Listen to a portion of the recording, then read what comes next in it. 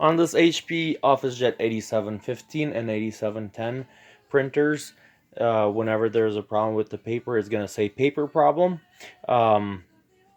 It showed us a quick video on the screen of how to resolve that issue.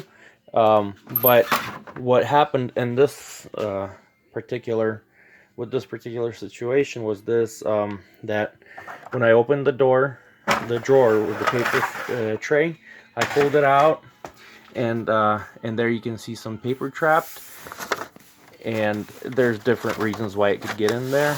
It's easy to get to the bottom of it. You can just lift the printer a little bit and get better access. But it looks like we got everything out of there, and we're all good. We're gonna try to put the paper tray back in and try to print something.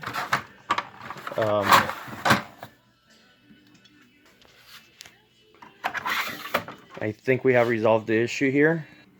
So now it fed the paper just fine, and the paper came out. Also, another area you might want to check whenever it says paper problem is just by opening here. You push these together, squeeze them in, and paper could be either here somewhere. Also, you can remove the duplexer unit. Removes easily like this here. And check in here, just to make sure there's no paper there. And if there is, carefully remove it without damaging any of the parts.